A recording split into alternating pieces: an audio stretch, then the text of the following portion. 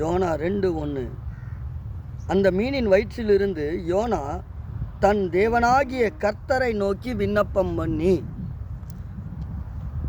எந்த இடத்திலிருந்து? மீனின் வயிற்றிலிருந்து யோனா விண்ணப்பம் பண்ண தொடங்குகிறார். மிகப்பெரிய ஒரு நெருக்கடி. கடலில் தூக்கி வீசப்பட்டார்.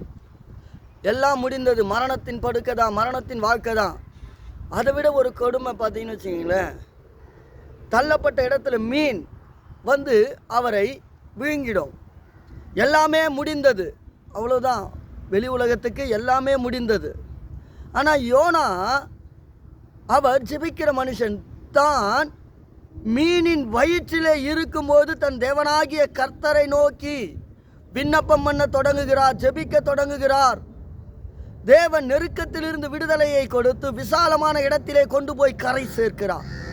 அன்பான தேவ பிள்ளைகளே, விசேஷித்த வண்ணமாக இன்றைக்கு நீங்களும் கூட ஜெபிக்கிற ஜெப வாழ்க்கையை நீங்கள் விட்டு விடாதபடிக்கு, எந்த இடத்திலிருந்து ஜெபம் பண்ணாலும் உங்களிடத்திலிருந்து தேவன் எதிர்பார்க்கிறது ஒன்று தான். ஜெபிக்கிறவனுக்கு கர்த்தர் பதில் கொடுக்க அவர் காத்து கொண்டிருக்கிறார். ஆமென். எத்தனை பேர் இன்றைக்கு ஜெப வாழ்க்கையை தொடங்க போகிறீங்க? மீன் வயிற்றுக்குள்ள மாட்டினது போல எல்லாமே முடிந்தது என்று சொல்லி வாழ்ந்து கொண்டு இருக்கிற தேவ பிள்ளைகளே, உங்க வாழ்க்கையில தேவைப்படுகிறது ஒன்றே ஒன்றுதான், ஜெபம். கர்த்தரை நோக்கி விண்ணப்பம் பண்ண தொடங்குங்கள். அவர் உங்களுக்கு எட்டினதும் எட்டாததுமான பெரிய காரியங்களை செய்வார். ஜெபமே உங்களுக்கு ஜெயத்தை கொடுத்து கர்த்தர் உங்க வாழ்க்கையில அற்புதத்தை செய்து ஆசீர்வதித்து உயர்த்துவார். ஆமென்.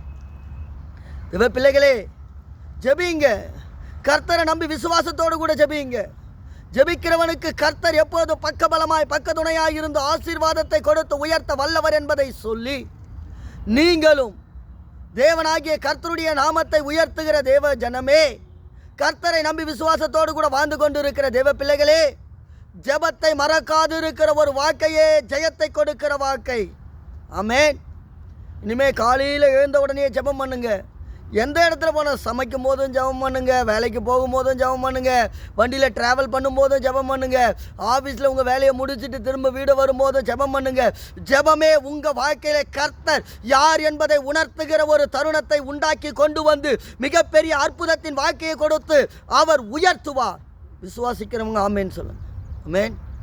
தேவ பிள்ளைகளே, ஜெபம் கர்த்தர் உங்களோடு கூட பேசுவது, நீங்கள் தேவனோடு கூட பேசுவது, ரெண்டு பேருக்கும் உள்ள உறவை அதிகப்படுத்தி கர்த்தர் உங்கள் வாழ்க்கையில் செய்ய நினைக்கிறது தடைபடாதபடிக்கு கொண்டு வந்து சேர்க்கக்கூடியதே நீங்கள் ஜெபிக்கிற ஜெபம் தானே. இன்னைக்கு ஒரு முடிவெடுங்க. நான் ஜெபிப்பேன், ஜெபிப்பேன், ஜெபித்து கொண்டே இருப்பேன். என் வாழ்க்கையிலே ஜெபமே என் வாழ்க்கை என்று சொல்லி நான் முழு அர்ப்பணிப்போடு கூட கர்த்தருக்கு முன்பாக காத்து கொண்டிருக்கிறதான ஒரு வாழ்க்கையை வாழ்வேன் என்று சொல்லுங்க. ஆமென். நெருக்கம். மீன் வயிற்றுக்குள்ளே எப்படி இருந்திருக்கும் பாருங்க. மீன் வயிற்றுக்குள்ளே எப்படி இருந்திருக்கும் அது யோசித்து பார்த்தாலே நமக்கு எப்படி இருக்குது. ஆனால் அந்த இடத்துல யோனா ஜெபிக்க தொடங்குகிறார். என் நெருக்கத்திலே நான் கர்த்தரை நோக்கி கூப்பிட்டேன். ஆமென். இன்னைக்கு நீங்களும் கூட உங்கள் நெருக்கத்தில் கர்த்தரை நோக்கி யோனாவை போல தேவனை நோக்கி கூப்பிடுவீர்கள் என்று சொன்னால் கர்த்தர் உங்கள் வாழ்க்கையில் மிகப்பெரிய ஒரு அற்புதத்தை செய்து உங்கள் சூழ்நிலைகளை மாற்ற அவர் வல்லவராய் இருக்கிறார். ஆமென். பிள்ளைகளே, முழு விசுவாசத்தோடு ஜெபிங்க. ஜெபிக்கிறவனுக்கு எல்லாம் கர்த்தர் வாய்க்க பண்ணுகிறவர் என்று சொல்லி அந்த நம்பிக்கையை கொண்டு ஜெபிங்க. கர்த்தரோடு கூட நான் வாழணும், என் தேவனோடு கூட நான் இருக்கணும், என் தேவனுடைய ஆலயத்தில் நான் தூணாய் மாற வேண்டும் என்று சொன்னால் என் ஜெபம் அல்லவா நான் கர்த்தர் மேலே வைத்திருக்கிற விசுவாசத்தை வெளிப்படுத்துவது. இனிமே ஜெபிப்பேன், ஜெபிப்பேன், ஜெபித்து கொண்டே இருப்பேன் என்று சொல்லுங்கள். கர்த்தர் உங்கள் வாழ்க்கையில் அற்புதத்தை செய்வார். ஆமென். God bless you. சமாதானத்தோடு கூட மீனின் வயிற்றில் ஜெபித்த யோனாவை போல உங்கள் வாழ்க்கையை தேவன் வைக்கல. அதை விட ஆசீர்வாதமாக தான் நல்ல வீடை கொடுத்துருக்கிறார், நல்ல இடத்த கொடுத்துருக்கிறார். ஜெபிங்க. தொடர்ந்து விசுவாசமுள்ள ஜெபத்தை ஏறெடுங்க. ஜெபம் தடைகளை உடைக்கும். ஜெபம் தேவ பிரசன்னத்தை கொண்டு வந்து சேர்க்கும். ஜெபம் தேவனுடைய மகிமையை உங்கள் மேலே வரப்பண்ணும்.